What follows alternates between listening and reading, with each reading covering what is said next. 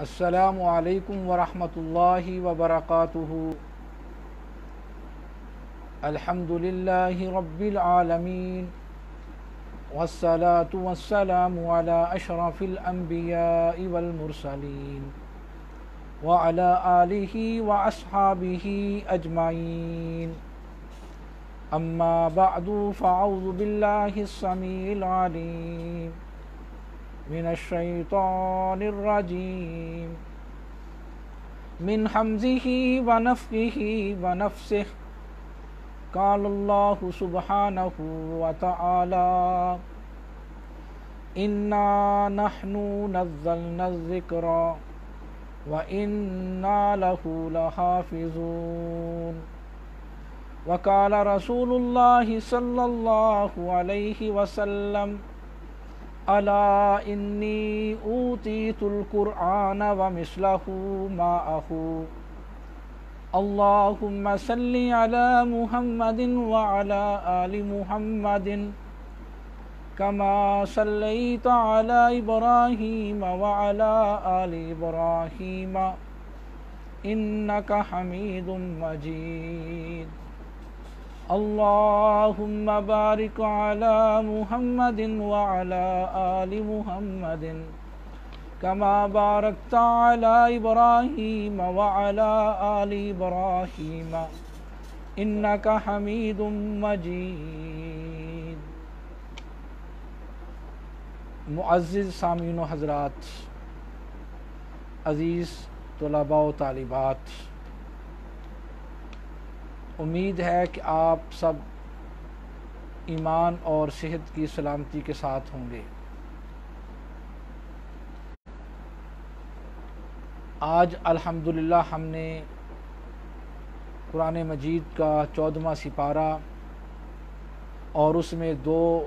بڑی اہم صورتوں کی تلاوت سماعت فرمائی ہے، جس میں سورہ الحجر مکمل اور سورہ النحل کی مکمل تلاوت سنی ہے۔ دعا ہے اللہ تعالی ہمیں قرآن مجید کے ساتھ یہ محبت اور وابستگی قائم رکھنے کی توفیق عطا فرمائے۔ اللہ ذوالجلال والاکرام نے سورہ الحجر میں 3 تاکیدوں کے ساتھ اس بات کا ذکر کیا ہے کہ ہم نے ہی اس ذکر کو نازل کیا ہے اور ہم ہی اس کی حفاظت کرنے والے ہیں۔ انا نحن نزلنا، انا کا معنی بھی ہم ہے، نحنو کا معنی بھی ہم ہے، اور انزلنا میں نا کا معنی بھی ہم ہے۔ 3 تاکیدوں کے ساتھ اللہ سبحانہ و تعالیٰ نے یہ ذکر کیا ہے کہ ہم نے ہی اس ذکر کو نازل کیا ہے اور ہم ہی اس کی حفاظت کرنے والے ہیں۔ تو گویا اس سے یہ معلوم ہوتا ہے کہ یہ اللہ کا کلام ہے اور ہمارے پیارے نبی جناب محمد الرسول اللہ صلی اللہ علیہ وآلہ وسلم پر اس کو نازل کیا گیا ہے۔ اگر ہم دیکھیں اس سورہ کے شروع میں بھی اللہ تعالیٰ فرماتے ہیں الف لام را تلک آیات الکتاب وقرآن مبین۔ تو آگے اس قرآن مبین کی اللہ تعالیٰ نے وضاحت کر دی ہے، اور یہ بات بھی ہمارے پیش نظر رہنی چاہیے کہ اللہ سبحانہ و تعالیٰ نے اس کی حفاظت کی ذمہ داری خود لی ہے۔ یہ اپنے الفاظ کے اعتبار سے بھی معجزہ ہے اور معانی کے اعتبار سے بھی معجزہ ہے۔ الفاظ اور معانی دونوں کی حفاظت اللہ سبحانہ و تعالیٰ نے فرمائی ہے۔ دیگر کتب کی حفاظت کی ذمہ داری چونکہ انسانوں کی تھی، جس طرح کہ سورہ المائدہ کی آیت نمبر 44 میں اس بات کو بیان کیا گیا ہے کہ جو دیگر آسمانی کتابیں تھیں ان کی حفاظت کی ذمہ داری اللہ تعالیٰ نے انسانیت کو سونپی تھی۔ تو تو لوگوں نے اس کے اندر رد و بدل کیا، اپنی خواہشات کے مطابق اس کو ڈالا۔ مگر قرآن مجید کا اعجاز یہ ہے کہ اس کی حفاظت کی ذمہ داری اللہ سبحانہ و تعالیٰ نے خود لی ہے۔ اور یہاں یہ بات بھی پیش نظر رہے، بلکہ اس کو اچھی طرح سمجھنا چاہیے کہ الذکر سے مراد یہاں قرآن مجید ہے، اس کے ساتھ ساتھ الذکر سے مراد پیارے پیغمبر جناب محمد الرسول اللہ صلی اللہ علیہ وآلہ وسلم کی احادیث مبارکہ بھی ہیں۔ اس بات کو اچھی طرح سمجھنا چاہیے کہ قرآن مجید بھی ذکر ہے اور رسول اللہ صلی اللہ علیہ وآلہ وسلم کی احادیث جو ہیں یہ بھی ذکر ہے۔ خصوصاً فتح الباری میں حافظ ابن حجر رحمۃ اللہ علیہ نے اس موقف کو بہت زوردار تاکید کے ساتھ بیان کیا ہے۔ احادیث مبارکہ کو پڑھنا، اس کی تلاوت کرنا، یہ بھی اجر اور ثواب کا ذریعہ ہے، اور خصوصی طور پر اس میں چونکہ جب ہم حدیث کی سند پڑھتے ہیں تو اس میں آتا ہے قال رسول اللہ صلی اللہ علیہ وآلہ وسلم تسلیما کثیرا، یہ مختصر ترین درود ہم پڑھتے ہیں۔ تو جیسے ہم حدیث پڑھیں گے، ہم سند پڑھیں گے، رسول اللہ صلی اللہ علیہ وسلم کی طرف اس کی نسبت کریں گے، تو ہمیں جو درود ہے وہ پڑھنے کا موقع ملے گا، اور یہ بڑا اجر اور ثواب کا ذریعہ ہے۔ ہمارے پیارے پیغمبر جناب محمد رسول اللہ صلی اللہ علیہ وسلم نے فرمایا ان اول الناس بیوم القیامت اکثرہم علیہ صلاۃ، کہ قیامت کے دن جب کوئی کسی قسم کا کسی کے ساتھ کوئی تعلق نہیں ہوگا، کوئی پرسان حال نہیں ہوگا انسان کا، تو اس دن سب سے زیادہ قریب میرے شخص وہ ہوگا جس کی میں شفاعت کروں گا، اکثرہم علیہ صلاۃ، وہ کثرت سے مجھ پر درود پڑھنے والا ہوگا۔ تو اس لیے حدیث مبارکہ کے ذریعے درود پڑھا جاتا ہے، اور یہ باقاعدہ طور پر اللہ سبحانہ و تعالیٰ کا حکم ہے۔ ان اللہ و ملائکتہ یصلون علی النبی یا ایھا الذین آمنوا صلوا علیہ وسلموا تسلیما، تو یہ اللہ تعالیٰ خود حکم دے رہے ہیں کہ تم درود پڑھو اور اس کے ساتھ ساتھ سلام بھی پڑھو۔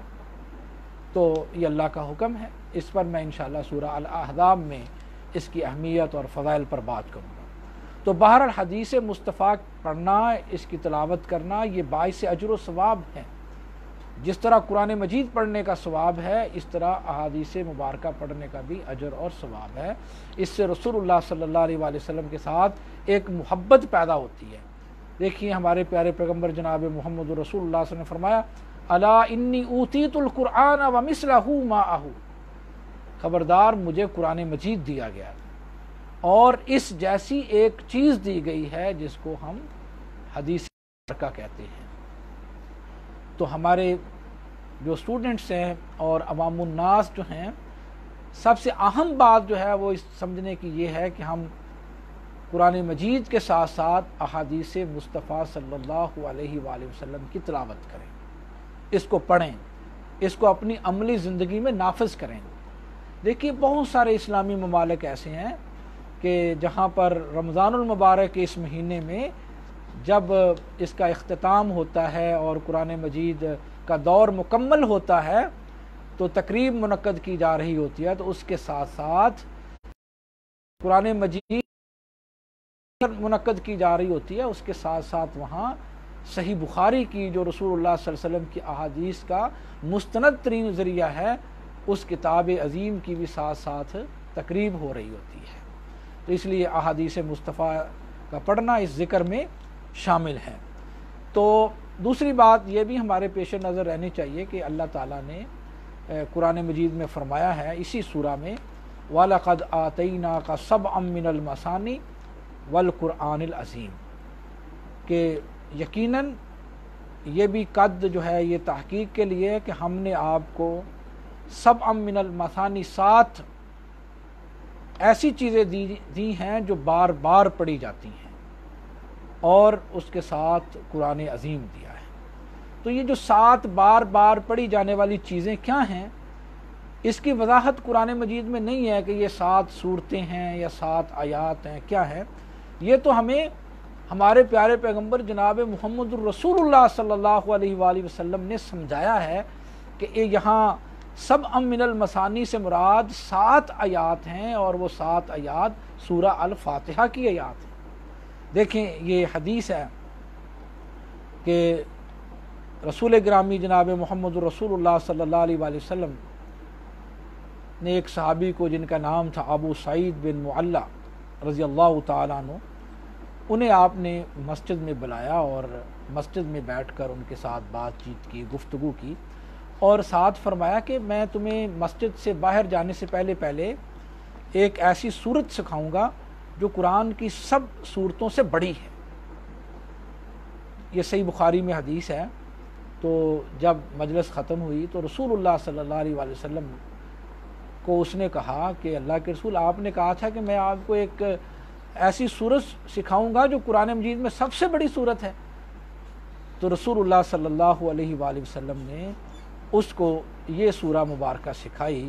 ام القرآن جس کو کہا جاتا ہے۔ آپ نے فرمایا ام القرآن ہی سبع من المثانی، اور یہ ام القرآن ہے اور 7 مثانی ہے، اور یہی قرآن عظیم ہے، یہی قرآن کی سب سے بڑی صورت ہے۔ تو گویا ان 7 آیات کو رسول گرامی جناب محمد الرسول اللہ صلی اللہ علیہ وسلم نے وَلَقَدْ آتَيْنَاكَ سَبْعًا مِّنَ الْمَثَانِي کی توضیح اور تشریح کے دوران بیان فرمایا۔ اگر آپ صلی اللہ علیہ وسلم اس کو نہ بیان کرتے تو یہ ہمارے لیے یہ معلوم نہ ہوتا کہ 7 مثانی سے کیا مراد ہے۔ تو 7 مثانی سے مراد ہے بار بار دہرائی جانے والی 7 آیات، اور یہ سورہ الفاتحہ ہے، اور اس کو ام القرآن کہا جاتا ہے۔ اور یہاں یہ بات بھی پیش نظر رہے کہ صحیح موقف یہی ہے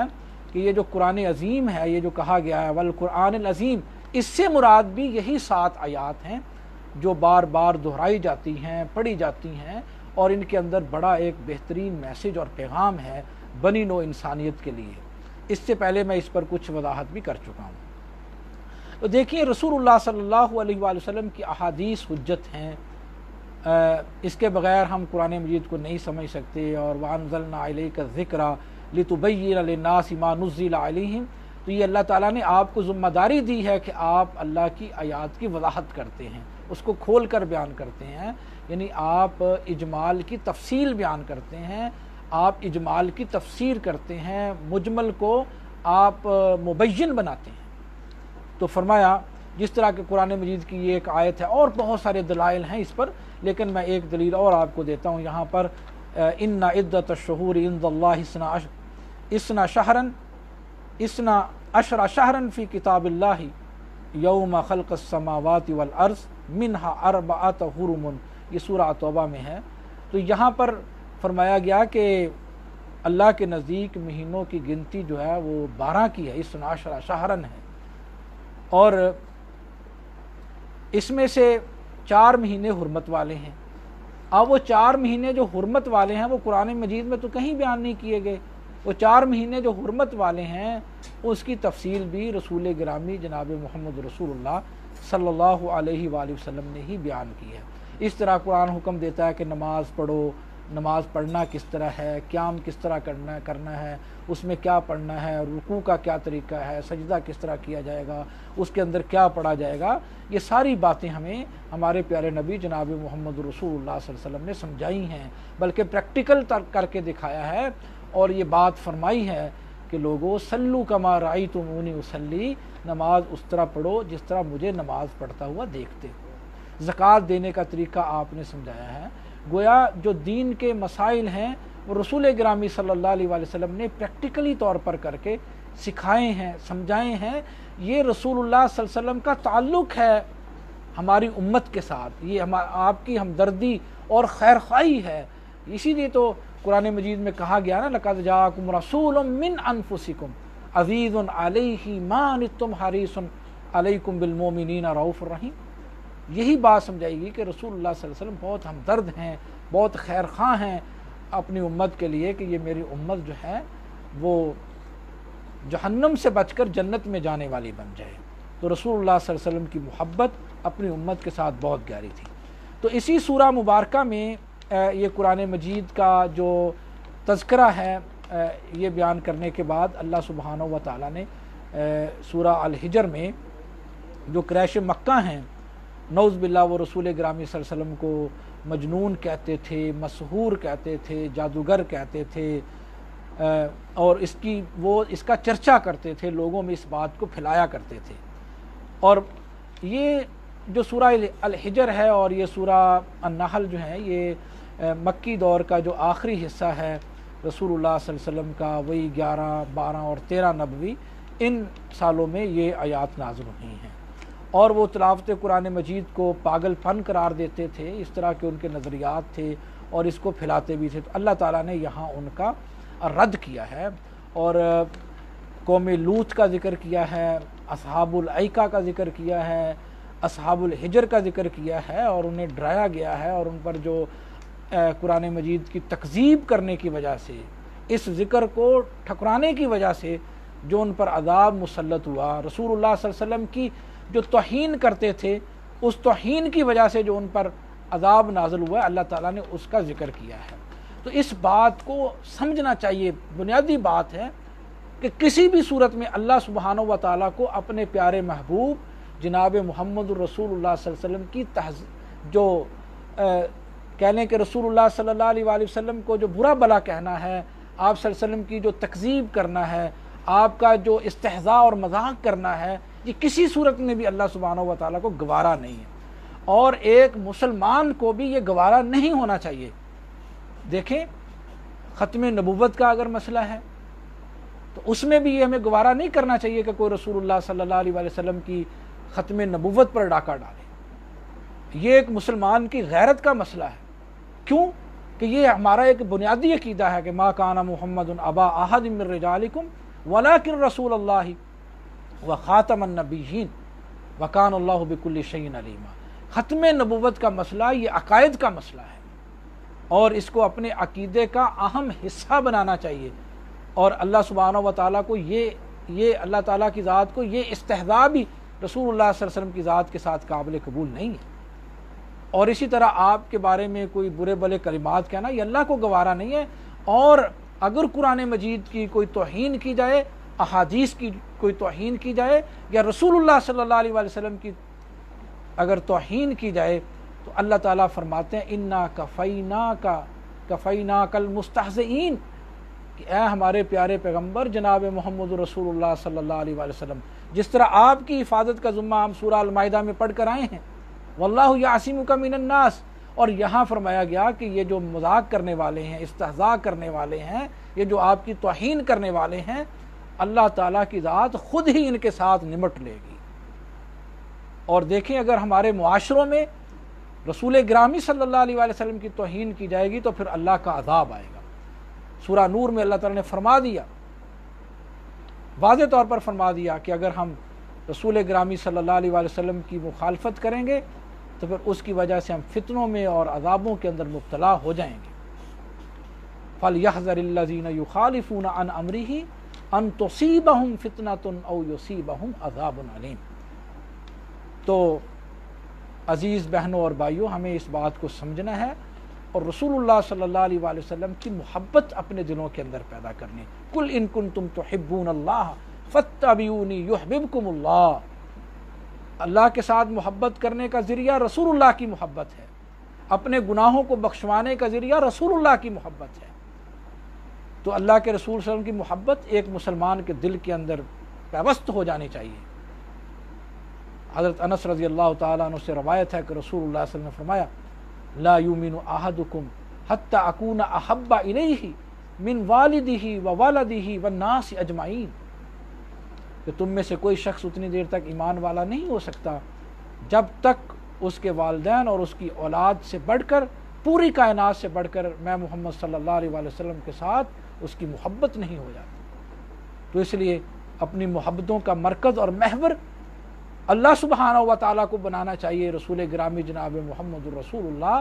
صلی اللہ علیہ وسلم کو بنانا چاہیے۔ اسی کے ساتھ ہمارے معاشرے کی خیر ہے۔ اسی کے ساتھ معاشرے کے اندر خیر اور برکات نازل ہوں گی۔ تو آج اس کی وجہ یہ ہے کہ ہم نے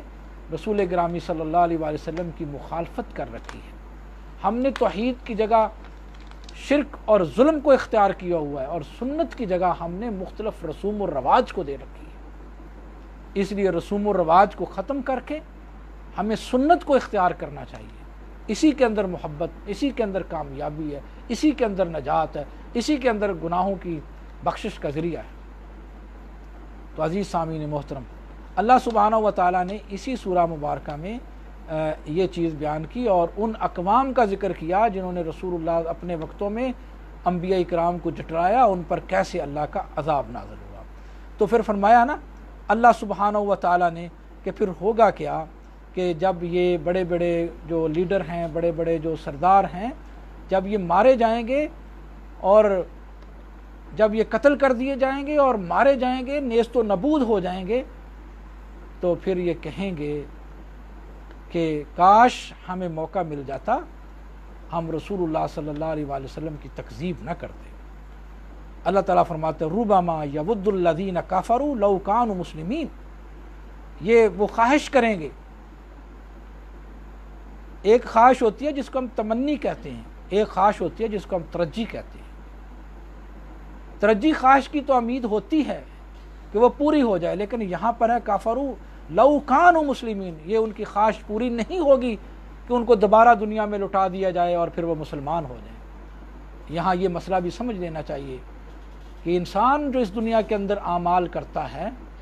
ان اعمال کا ہی بدلہ انہیں آخرت والے دن ملے گا۔ تو اس عارضی دنیا کے بعد جب انسان پر موت واقع ہو جائے گی، پھر اس انسان کو موقع نہیں ملے گا کہ وہ اس دنیا کے اندر آئے۔ کیف تکفرون باللہ وکنتم امواتا فاحیاکم ثم یمیتکم ثم یحییکم ثم الیہ ترجعون۔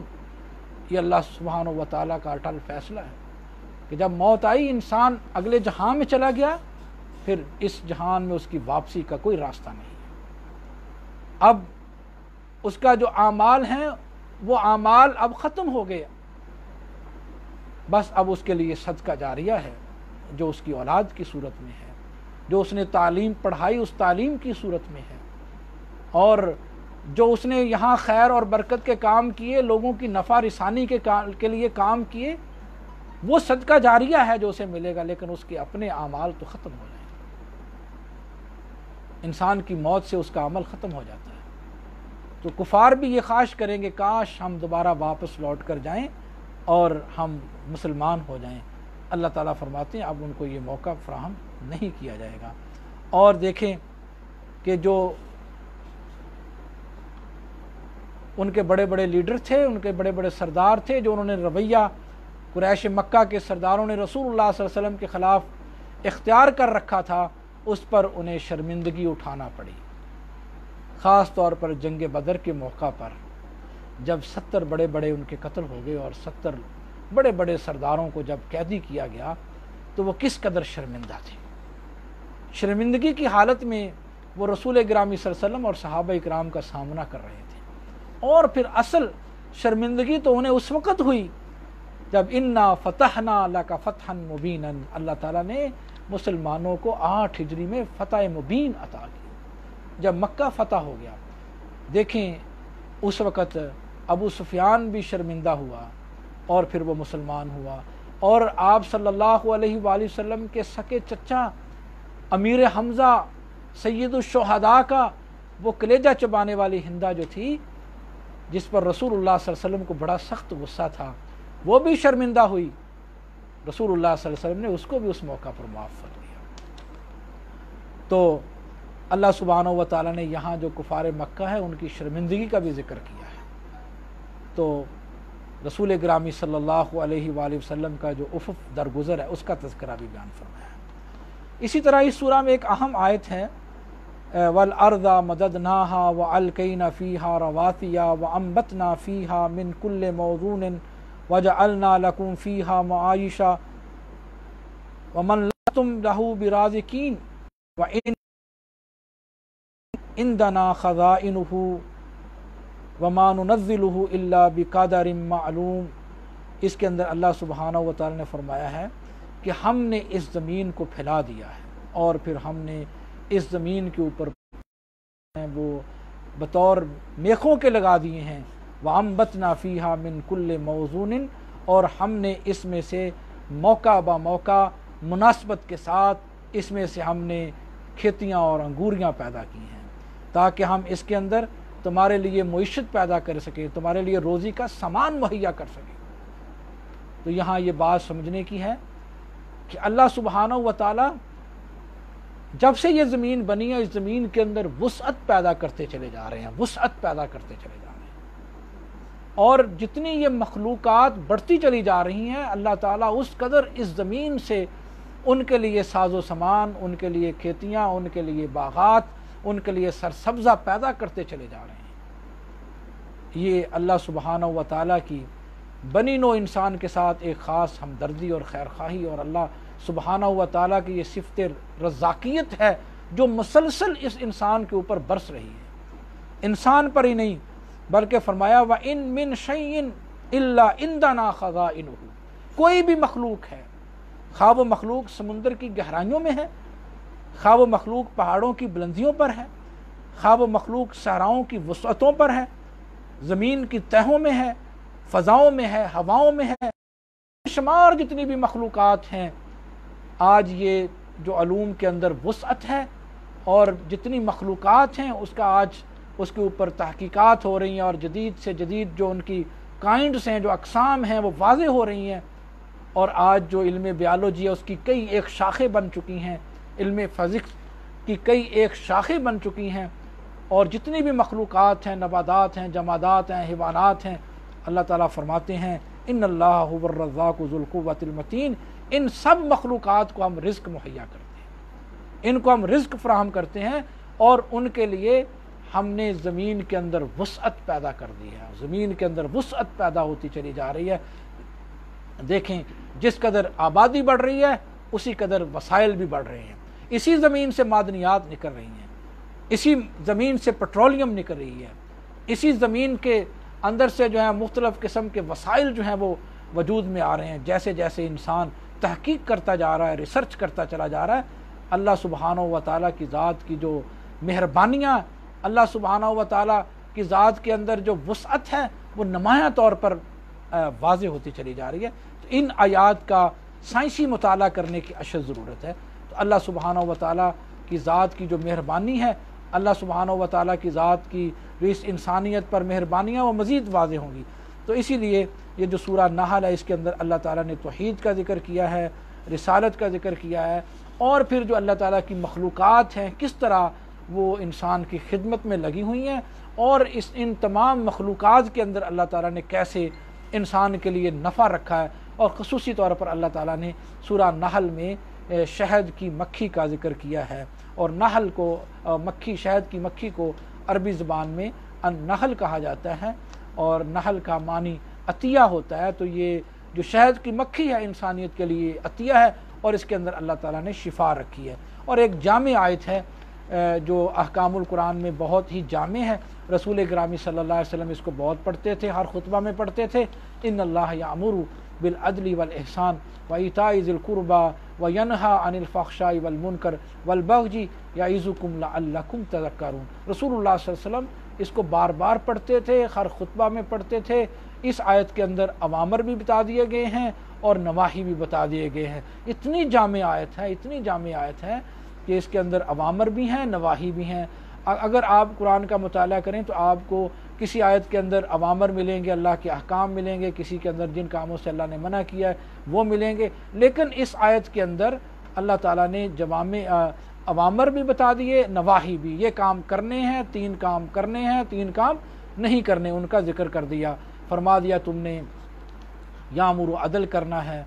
یامر بالعدل والاحسان وایتاء ذی القربی، اور رشتہ داروں کے ساتھ اس نے سلوک کرنا ہے، اور 3 کام آپ نے نہیں کرنے، وینہی عن الفحشاء والمنکر والبغی، بے حیائی، فحاشی اور یعنی کے کام آپ نے نہیں کرنے، اس کے بارے میں اللہ تعالیٰ نے ذکر کر دیا ہے۔ اور پورا قرآن مجید جو ہے اس آیت کی تشریح و توضیح کر رہا ہے، عدل کسے کہتے ہیں، احسان کیسے کہتے ہیں، اور رشتہ داروں کے ساتھ حسن سلوک کیسا ہے۔ پیارے پیغمبر جناب محمد رسول اللہ صلی اللہ علیہ وآلہ وسلم کی حدیث مبارکہ ہے، اگر کوئی آدمی چاہتا ہے کہ مجھے لمبی عمر ملے اور میں زیادہ دیر تک زندہ رہوں اور اللہ تعالیٰ میرے رزق کے اندر برکت پیدا کر دے، تو رسول اللہ صلی اللہ علیہ وآلہ وسلم نے فرمایا اس کو چاہیے فَلْيَصِلْ رَحِمَهُ، اس کے چاہیے کہ اپنے رشتہ داروں کے ساتھ حسن سلوک سے پیش آئے، ان کے ساتھ اچھا تعلق قائم کرے۔ میرے عزیز بھائیوں، دوستوں، عزیز طلباء و طالبات، یہ اللہ تعالیٰ کا پیغام ہے بنی نوع انسانیت کے نام، تو ہمیں ان ہدایات پر عمل کرنی چاہیے اور اس کو مزید آگے پھیلانا بھی چاہیے۔ اللہ تعالیٰ آپ کا اور میرا حامی و ناصر ہو۔ آخر دعوانا ان الحمد للہ رب العالمین۔